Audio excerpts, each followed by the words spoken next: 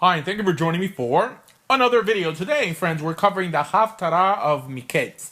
Now, even though this year the Haftarah for Miketz was in Zachariah because of Shabbat Hanukkah, I decided to stick to the one that we typically read in the first Sefer Malachim from the third parak in the 15th pasuk all the way to the end of the chapter.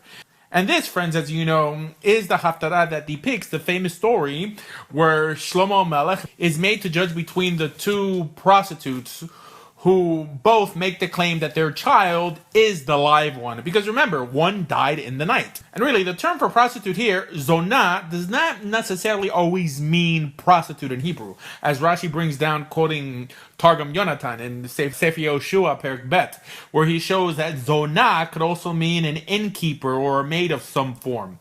Like the word mezonot, right? Or when we bench, right? Birkat Hamazon. But anyways, to recap the story, two women, prostitutes or not, they give birth. And in the middle of the night, one of them accidentally kills one of the children by, as it states, Vayamat ben Haisha Hazot Laila, Asher Shakva Alav. That during the night, she in some way accidentally smothered the child and it died.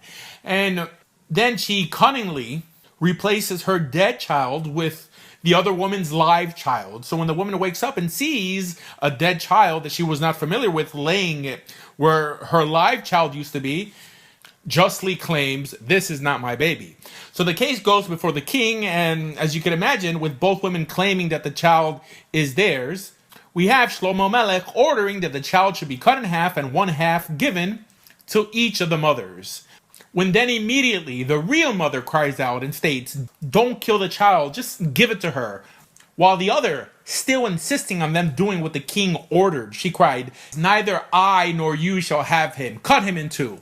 When the king saw or heard the reactions, he responded, "Give the living baby to the first woman. Do not kill him, because she is his mother." Not actually stating that he knew she was the baby's mother, but because of her response, if she wasn't, she should have been. And I understand that this story is used to portray the great wisdom of Solomon, the supposedly wisest man that ever existed for at least part of his life.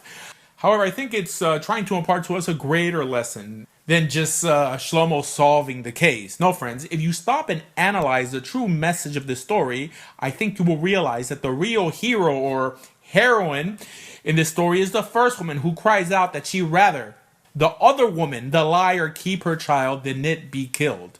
Not to mention that it teaches us something about the other woman who accidentally killed her kid and then in some way feels comforted by the first woman losing her child as well.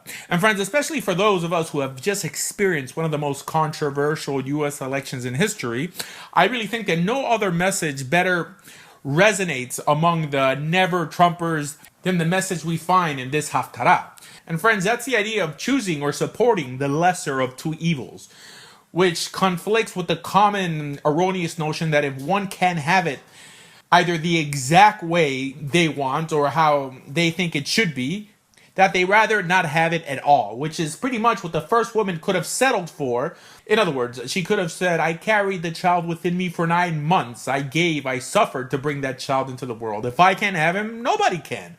Which is why, if you think about it, the reason the story uses a child in the analogy is because only a child could properly illustrate hope, right? Hope not dying. In other words, the mother knew as long as the child lives, who knows? But if the child dies, then hope is lost. Now, in regards to voting for Trump over not voting at all, which really would have been the equivalent of just voting for Hillary, this story, I believe, hits the nail on the head. Now, don't get me wrong. If one truly believed that Trump was as evil or at least as destructive as Hillary, then for sure you would have been correct in not voting for him. But I'm sure that that wasn't the case with at least the majority of the never-Trumpers. Saying that if someone found him less destructive or less predictively destructive than his opponent, you would have been morally bound to support him. In other words, friends, this Haftarah paints both sides of the picture, right? One, a mother willing to lose her child in order to save his life, and another torn inside from the pain of accidentally killing her own child, wanting the other mother to feel the same pain that she herself is going through by the loss of her child. And friends, regarding the Never Trump movement, I think It's honest to say that emotion played a big part behind their thinking. Again, feeling that if they could not get their candidate, that Trump supporters should also not get theirs as well. Failing to acknowledge that many times ideological purity needs to be set aside for the sake of a country's survival. We even see many examples of this in halakha, how if one cannot fulfill one's obligation in an idyllic lechatchila manner, that one should at least fulfill it in a secondary, less idyllic bediavad fashion.